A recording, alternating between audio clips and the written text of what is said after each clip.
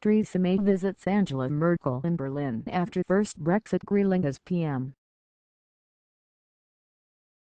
Theresa May arrived Wednesday in Berlin on her first international trip as Britain's Prime Minister for relationship-building talks with German Chancellor Angela Merkel that she hopes will help smooth Brexit negotiations.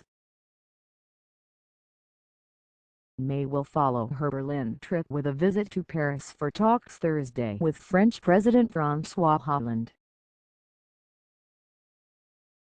She is expected to tell both leaders that Britain seeks time to prepare for the negotiations, according to a statement from 10 Downing Street. The working dinner between two of the world's most powerful women will be the second major test of May's premiership Wednesday, the week after she assumed the country's top job. Earlier in the day, May made her debut at Prime Minister's Questions in Parliament, fielding questions from lawmakers. During the session, she reiterated her commitment to Britain leaving the EU, following the vote to do so in a referendum last month. But although the country is leaving the EU, May said, the United Kingdom is not leaving Europe. Read more. I am very clear. Brexit does mean Brexit, she said. We will make a success of it. What we need to do in negotiating the deal is ensure that we listen to what people have said about the need for controls on free movement. But we also negotiate the right deal, and the best deal for the trade of goods and services for the British people.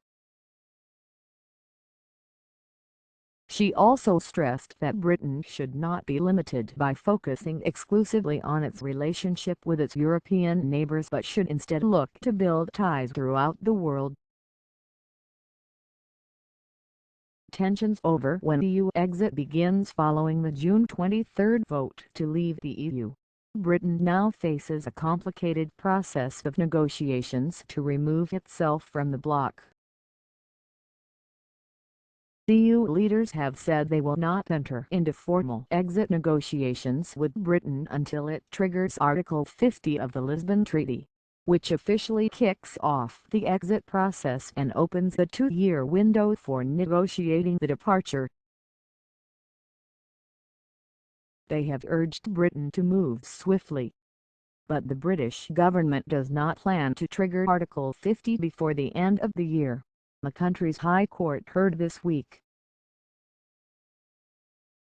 Officials will need time to consult with the governments of Scotland, Wales and Northern Ireland, as well as with various industry sectors, to work out the UK's objectives for the negotiations, according to a statement from 10 Downing Street.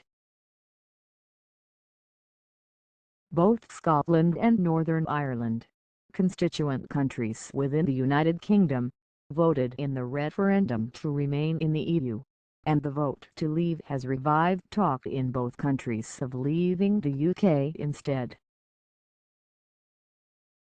The statement said the trips to Paris and Berlin were intended to build May's relationships with key European leaders ahead of the critical Brexit negotiations. I am determined that Britain will make a success of leaving the European Union, and that's why I have decided to visit Berlin and Paris so soon after taking office, May said in a statement Wednesday. These visits will be an opportunity to forge a strong working relationship that we can build upon and which I hope to develop with more leaders across the European Union in the weeks and months ahead. May also told European Council President Donald Tusk on Tuesday that Britain would not take up its scheduled presidency of the Council in 2017. The presidency of the European Council is rotated between member states. First questions in ParliamentMay's first Prime Minister's Questions session came a week after she succeeded David Cameron, who stepped down after his unsuccessful campaign to persuade Britons to remain in the EU. The session, a key test of her parliamentary authority amid hostile questioning, opened with fiery exchanges between May and Jeremy Corbyn, leader of the opposition Labour Party.